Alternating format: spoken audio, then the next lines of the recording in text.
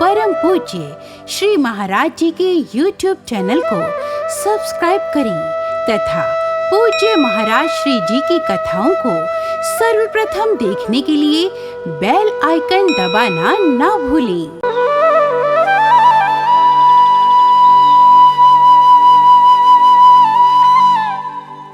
कार्तिक के महीना में वृंदावन की समस्त कुमारी गोपियां रोज यमुना स्नान करती थी। कौन से महीने में?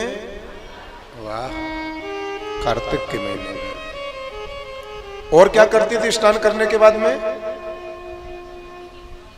हाँ, माता कात्यायनी जी की मूर्ति बनाती थी सभी गोपियां और माता कात्यायनी जी का पूजन करती थी। और कात्यायनी माता से वरदान क्या मांगती थी? कात्यायनी महामाई महायोगिनिधीश्वरी नंद गोप सुतम देवी पतिम में कुरुते नमः। वो समस्त गोपांगनाएं, वो समस्त ब्रजांगनाएं कार्तिक के महीना में नित्य यमुना स्नान करती थी। कात्यायनी माता की मूर्ति बनाती थी, माता कात्यायनी का पूजन करती थी और कात्यायनी माता से बोलती थी, हे कात्यायनी मैया, नंद बाबा के पुत्र जो भगवान श्री कृष्ण हैं वो हमें पति के रूप में प्राप्त हो जाएं। भगवान श्री कृष्ण के लिए वो गोपियां अपना पति बनाना चाहती थी। भगवान को पति बनाना कौन नहीं चाहता? बोलो ना।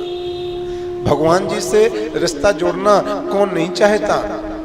और जो भगवान को पति बनाना ना चाहे, जो भगवान से संबंध जोड़ना ना चाहे, मैं तो ऐसा कहता हूं दुनिया में वही सबसे बड़ा अभागा है। सबसे बड़ा अभागा, उससे बड़ा अभागा कोई हो ही नहीं सकता। गोपियों ने तपस्या की थी कात्यायनी माता की भगवान को पति बनाने के लिए।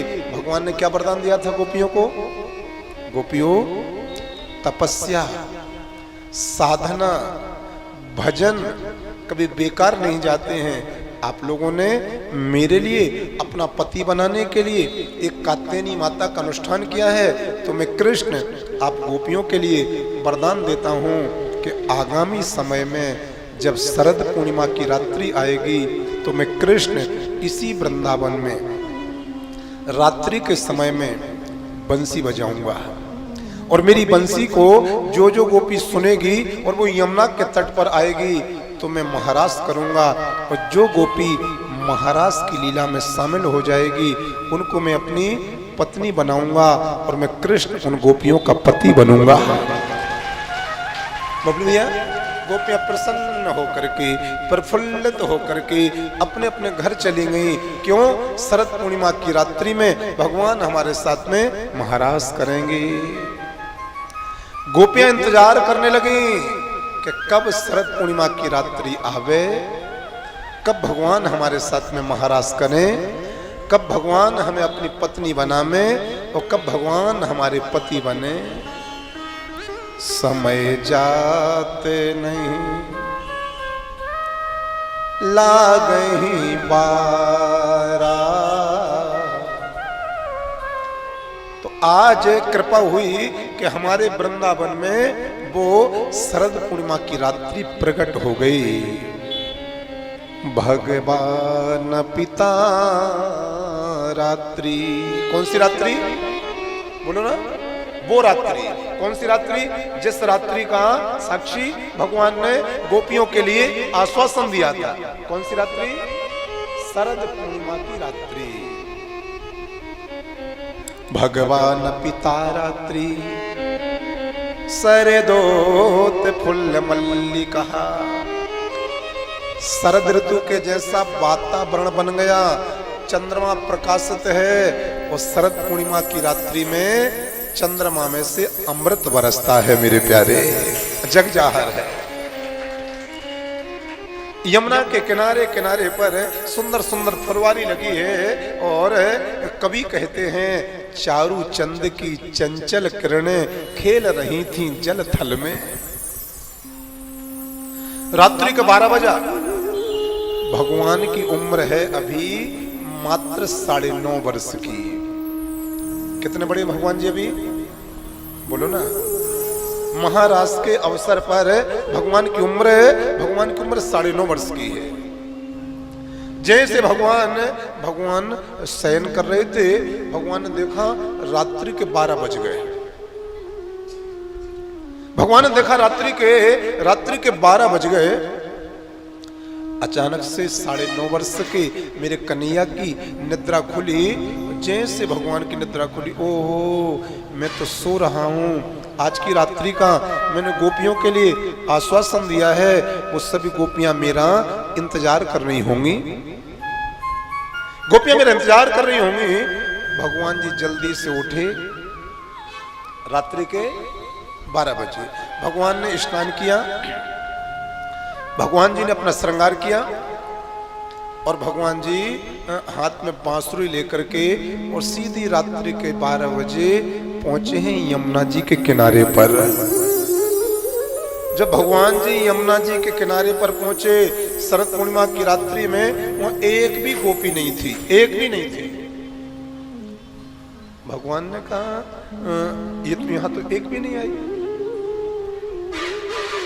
अब एक बात मैं आपसे बोलूं, यमुना जी के किनारे पर पहले गोपियों को आना चाहिए था या भगवान को? बोलो ना, गोपियों को आना चाहिए था ना। लेकिन एक भी गोपी नहीं आई। वहां पर भगवान पहुंचे रात्रि के 12 बजे। तो यमुना जी के किनारे पर एक कदम्ब का पेड़ लगा। भगवान कदम्ब की डाली पर जाके बैठ गए और गोपियों को बुलाने के लिए मेरे कन्हैया बांसुरी बजाने का प्रारंभ किए हैं।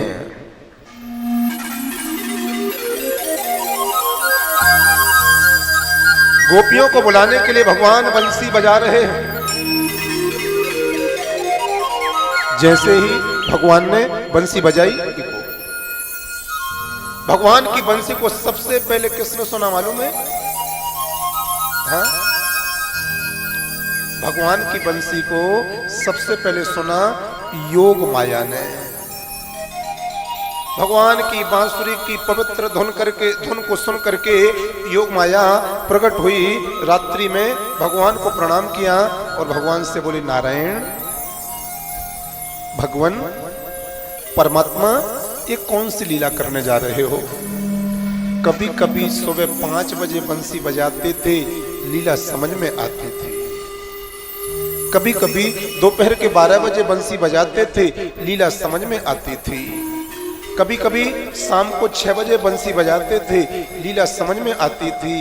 लेकिन आज रात्रि के 12 बजे आप बांसुरी बजा रहे हो, सारी दुनिया सो रही है, आप अकेले बांसुरी बजा रहे हो। परमात्मा ये कौन सी लीला है? तो भगवान श्री कृष्ण योग माया से बोले, योग माया ये हमारी महारास लीला है। योग माया बोली, महारास करोगे किसके साथ में? भगवान जी बोले, गोपियों के साथ में करूंगा। योग माया बोली, गोपियां कहाँ हैं? तो भगवान जी बोले, उन गोपियों को बुलाने को ही तो ये बांसुरी बजा रहा हूं। ये बांसुरी की धुन को गोपियां सुनेंगी, सब मेरे पास आ जाएंगे। योग माया मुस्कुराते मुस्कुराते भगवान जी से बोली, कन्हैया दुनिया में लोग कहते हैं कि कन्हैया बड़ा नटखट है, कन्हैया बड़ा चंचल है। लेकिन योग माया बोली, मुझे ऐसा लगता है इस दुनिया में कन्हैया से ज्यादा भोला भाला कोई होता ही नहीं है। आप बहुत भोले हो, आप बहुत सीधे हो। लोगों ने आपकी व्याख्या गलत कर दी कि आप चंचल हो। नाना कृष्ण आप बहुत भोले हो। भगवान ने कहा कैसे? तो योग माया बोली कि आप कह रहे हो कि मैं गोपियों को बुलाने के लिए बांसुरी बजा रहा हूं। ये दिन के 12 नहीं बजे हैं, ये रात्रि के 12 बजे हैं। वो गोपियां दिन भर काम करती हैं, परिश्रम करती हैं, थक जाती हैं। रात्रि में जैसे वो बिस्तर में आती हैं, वो तत्काल सोने चली जाती हैं। सभी गोपियां सो गई, कोई नहीं आने वाला। भगवान जी बात तो सही है, अब क्या करें? मेरा महाराज कैसे होगा? तो योग माया बोली यदि आप कहो तो थोड़ी सी सहायता मैं कर दूं आपकी। भगवान बोले आप क्या सहायता करोगे? तो योग माया बोली नारायण आप फिर से बांसुरी बजाना, और ये जो बांसुरी के क्षेत्र है ना, मैं इन बांसुरी के क्षेत्रों पर बैठ जाऊंगी। तो बांसुरी बजाओगे तो आप, लेकिन ताकत होगी मेरी, इतना जोर से बजूंगी, इतना जोर से बजूंगी कि बांसुरी की आवाज पूरे 84 कोस ब्रज में जाएगी। और उस बांसुरी में वशीकरण होगा, चमत्कार होगा, सम्मोहन होगा।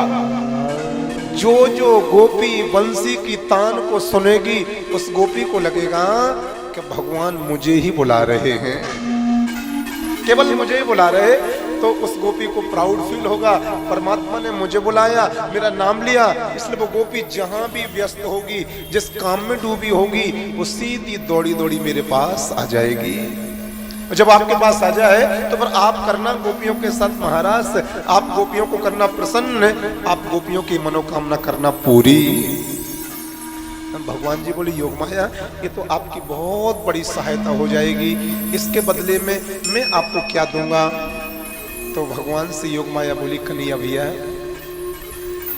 नारायण परमात्मा मुझे कुछ नहीं चाहिए आपसे, बस इतनी कृपा करना कि जब जब आपकी लीला होवे धरती पर तो मुझे अपनी लीला में शामिल जरूर कर लेना, और कुछ नहीं चाहिए, कुछ भी नहीं चाहिए।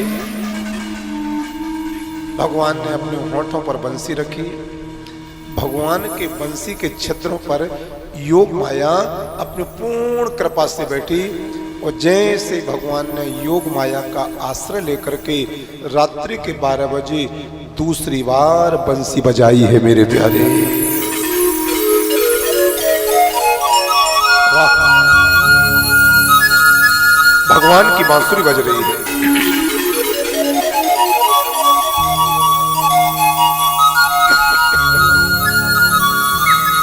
निसम्य गीतम तदनंग बर्धनम ब्रजस्त्रिया कृष्ण गृहीत मानसः। जब मधुर अधर पर धर मुरली, मुरलीधर फूंक दई बन में, रोमांच हुआ सबके तन में। कोई गोपी को खुद की सुध न रही।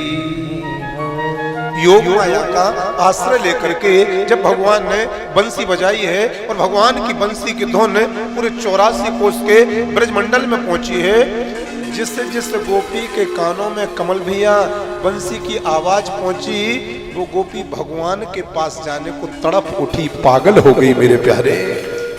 भूल गई मैं कहाँ हूँ, भूल गई मैं किसकी हूँ, भूल गई कि मैं क्या कर रही हूँ। बस केवल कृष्ण, केवल कृष्ण, केवल कान्हा के पास जाना है। गोपियों का प्रेम देखा भगवान से मालूम है। एक गोपी अपनी आंख में काजल लगा रही थी उतनी रात्रि में। ये गोपियों का प्रेम सुनना जरा। अब एक गोपी की आंख में काजल लगा, एक आंख में, वो जैसे ही दूसरी गोपी अपनी दूसरी आंख में काजल लगाना चाह रही थी, इतने में तो उस गोपी के कानों में भगवान की जादू भरी वो बांसुरी सुनाई पड़ी। पागल हो गई वो गोपी, भगवान के पास जाने को सोच रही थी। जब तक दूसरी आंख में काजल लगाऊंगी, जब तक दूसरी आंख में काजल लगाऊंगी, कहीं भगवान के पास पहुंचने में देरी ना हो जाए। तो धन्य भगवान की प्रेयसी उस बांसुरी गोपी ने अपनी दूसरी आंख में काजल लगाया ही नहीं। एक आंख में काजल था, दूसरी आंख में काजल लगाया नहीं, और दौड़ पड़ी भगवान के पास में। क्यों? जब तक दूसरी आंख में काजल लगाऊंगी, कहीं भगवान के पास पहुंचने में देरी ना हो जाए, देरी ना हो जाए। मेरा कन्हैया कोई तन का श्रृंगार थोड़ी देखता है, मेरा कन्हैया मन का श्रृंगार देखता है। तुम तन से कितने उजले हो, भगवान से इससे कोई मतलब नहीं है। तुम तन से कितने काले हो, भगवान को इससे भी कोई मतलब नहीं। लेकिन तुम्हारा मन कितना पवित्र है, भगवान को इससे जरूर मतलब होता है। जिसका मन अपवित्र है, जिसके मन में पाप है, जिसके मन में पाखंड है, जिसके मन में लोभ है, जिसके मन में आतंक भरा है, भगवान उसको अपने पास कभी आने देते नहीं है। और जिसका मन बिल्कुल गंगा मैया के जैसा पवित्र पावन निर्मल है, भगवान उसको कभी छोड़ते नहीं है। मेरे प्यारे, एक गोपी की कथा सुनो। एक गोपी गाय माता का दूध निकाल रही थी। उन गोपियों का प्रेम देखना, आधा दूध निकाल पाई और इतने में उस गोपी के कानों में भगवान की बंसी की तान सुनाई पड़ी। पागल हो गई। भगवान के पास जाने के लिए उस गोपी ने ना हाथ धोले ना पैर धोले, जैसी थी गौशाला से वैसे ही यमुना जी की ओर दौड़ पड़ी। गाय माता बोली, गोपी कहाँ जा रही हो? यमुना के किनारे पर। क्यों? मेरे कन्हैया ने बंसी बजाई है और मुझे बुलाया है। गाय माता बोली, मेरा पूरा दूध कौन निकालेगा? तो गोपी बोली, जब लौट करके आऊंगी तब निकालूंगी, और ज्यादा जल्दी हो तो गैया मैया पूरा दूध आप ही निकाल देना। बोलो प्रेम से। ये प्रेम था उन गोपियों का भगवान के प्रति कि भगवान के आगे उनको कोई दिखता ही नहीं था। एक गोपी अपने पति को भोजन करा रही थी और पति ने कहा, देवी जी इस दाल में थोड़ा सा नमक कम है, नमक लाओ। गोपी रसोई में पहुंची नमक लेने के लिए। अब जैसे रसोई में पहुंची, भगवान की मधुराति मधुर दिव्याति दिव्य बांसुरी की तान जब उस गोपी के कानों में पड़ी, वो गोपी पागल हो गई भगवान के पास जाने के लिए, और वो ये भूल गई मैं रसोई में क्यों आई थी। भूल गई भगवान की बंसी के आगे जल्दी जल्दी में थी, अपने पति की थाली में नमक की जगह पर शक्कर परोस दी और शक्कर परोस के भागने लगे। उतनी रात्रि में पति बोला, कहाँ जा रही हो? यमुना के किनारे पर। क्यों? कन्हैया ने बुलाया है। क्यों? महाराज रचाएंगे भगवान जी। पति बोला, मुझे भोजन कौन कराएगा? बोले, जब लौट के आऊंगी तब कराऊंगी, और ज्यादा जल्दी हो तो खुद बना लेना और खा लेना। बोलो प्रेम से। ये उन गोपियों का प्रेम था मेरे प्यारे भगवान के प्रति। जब सभी गोपियां भगवान के दरबार में पहुंच गईं, तो भगवान ने रात्रि के 1 बजे कन्हैया भैया उन गोपियों का स्वागत किया है। दुश्मन भी दरवाजे पर आवे तो उसका स्वागत करना चाहिए। दुश्मन भी दरवाजे पर आवे, उससे भी 2 शब्द प्रेम के और 2 शब्द मीठे बोलना चाहिए। भगवान ने गोपियों का स्वागत किया है। स्वागतम भो महाभागः प्रियम किम करवाणि वः ब्रजस्यानमयं कश्चित् ब्रूता गमन कारणम। भगवान ने रात्रि के 1 बजे सब गोपियों को देखा। भगवान ने बांसुरी बजाना बंद किया। गोपियों आपका स्वागत है, गोपियों आपका स्वागत है, गोपियों आपका स्वागत है। भगवान बहुत प्रसन्न है, ताज से गोपियों का स्वागत कर रहे हैं। गोपियां भी बहुत गदगद हैं। देखो तो हम लोग रात्रि में भगवान के पास आई हैं, तो भगवान हम सभी का स्वागत कर रहे हैं। अब कन्हैया ने स्वागत तो किया, लेकिन भगवान श्री कृष्ण की एक विशेषता ये है कि भगवान अपने भक्त की परीक्षा जरूर लेते हैं। एक कच्चा भक्त है कि पक्का भक्त है, भगवान परीक्षा जरूर लेते हैं। कच्चा होगा तो जल्दी से दूर हो जाएगा, इन बातों में पढ़ के उन बातों में पढ़ करके दूर हो जाएगा।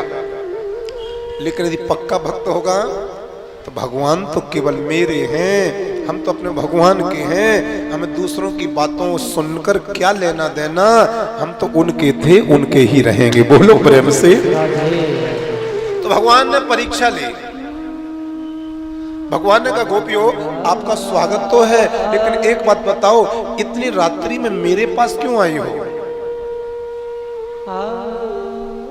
क्यों आई हो? रात्रि के समय में पतिव्रता स्त्री के लिए अपने पति को छोड़ करके और कहीं नहीं जाना चाहिए। पति चाहे अंधा होवे, पति चाहे अपंग होवे, पति चाहे अपाहिज होवे, पति चाहे अनपढ़ होवे, लेकिन एक स्त्री का सब कुछ उसका पति होता है। आप लोग इतनी रात्रि में अपने पतियों को छोड़ करके मेरे पास क्यों आई हो? लौट जाओ, वापस चली जाओ, पाप लगेगा। तो गोपियों ने कहा एक बात बताओ, आपने कहा कि रात्रि के समय में पतिव्रता स्त्री के लिए पति को छोड़ करके कहीं और नहीं जाना चाहिए, उससे पाप लगता है। तो भगवान आप एक बात बताओ, असली पति को छोड़ करके नहीं जाना चाहिए कि नकली पति को? किस पति को छोड़ करके जाने में पाप लगता है रात्रि में, असली पति को या नकली पति को? तो भगवान जी बोले पति कोई 10-15 थोड़ी होते, एक ही तो होता है, चाहे असली बोलो चाहे नकली बोलो। गोपियां ने बोले नाना जो प्रश्न हमने किया उसका जवाब दीजिए, असली पति को छोड़ करके जाने में पाप लगता है या फिर नकली पति को छोड़ करके जाने में पाप लगता है? तो भगवान के मुंह से निकल गया, जो स्त्री रात्रि के समय में अपने असली पति को छोड़ करके कहीं और जाती है उसे पाप लगता है। गोपियां बोले नकली पति को छोड़ करके जाने में नहीं लगता क्या? भगवान बोले नहीं लगता। तो गोपियां बोली हम लोगों ने कोई पाप नहीं किया। क्यों? हम संसार के पतियों को छोड़ करके आई हैं, और संसार के पति तो नकली ही होते हैं। ईमानदारी से बताओ, आप लोग भी पढ़े लिखे हो, संसार का कौन सा संबंध असली है? बोलो ना। संसार का कोई रिश्ता 10 साल का होता है, संसार का कोई रिश्ता 20 साल का होता है, संसार का कोई रिश्ता 40 साल का होता है, और संसार में बने हुए रिश्ते तो संसार में ही समाप्त हो जाते हैं। गोपियों ने बहुत अच्छी बात कही राम भैया। गोपियों ने कहा हम गोपियां शरीर नहीं हैं, हम गोपियां आत्मा हैं, और आत्मा का पति कभी शरीर हो नहीं सकता है। आत्मा का पति तो केवल परमात्मा होता है। हम गोपियां आत्मा हैं, और हमारी आत्मा हे कृष्ण, हे मधुसूदन, हे गोविंद, हे दामोदर, हे माधव आप हो। भगवान की आंखों में आंसू भर आए। गोपियों यही तो सुनना चाह रहा था आप लोगों से, यही तो परीक्षा थी आप लोगों की। आप लोग परीक्षा में पास हो चुकी हो, बताओ मैं आपके लिए क्या करूं? धन्य हो, आप लोगों ने जीत लिया। आप लोग जान गए कि आप शरीर नहीं हो, आप लोग जान गई हो कि आप लोग आत्मा हो। बताओ क्या चाहिए कृष्ण से? नारायण परमात्मा, आपने कहा था ना कि जब शरद पूर्णिमा की रात्रि आएगी तो आप हम गोपियों के साथ में महारास करोगे। आज शरद पूर्णिमा की रात्रि है, चंद्रमा अमृत बरसा रहा है, वृंदावन की भूमि है, यमुना जी का तट है, और ये बंसी का पावन वट है। आप हम गोपियों के साथ में महारास कीजिए। भगवान ने कहा आपकी इच्छा जरूर पूरी करूंगा। और आज रात्रि के 2 बजे जितनी गोपियां थी, कितनी थी कोई संख्या नहीं है, लेकिन जितनी गोपियां थी 9.5 वर्ष की भगवान कृष्ण जी ने अपने शरीर में से उतने ही कृष्ण प्रकट कर दिए। और भगवान ने प्रत्येक गोपी के कंधे पर अपना कर कमल रखा। भागवत में लिखा है एक गोपी एक श्याम, एक गोपी एक श्याम, श्याम श्याम गोपी गोपी। भगवान का एक हाथ इस गोपी के कंधे पर, भगवान का दूसरा हाथ दूसरी गोपी के कंधे पर। ऐसा भगवान ने गोल चक्कर बनाया। बीच में भगवान श्री कृष्ण और श्री राधा रानी, राधा रानी का हाथ भगवान के कंधे पर, भगवान का हाथ राधा रानी के कंधे पर, और भगवान गोपियों के साथ में, राधा रानी के साथ में महारास रचा रहे हैं। देवता आकाश मंडल से पुष्पों की वर्षा कर रहे हैं। भगवान का दिव्य महारास रचा है।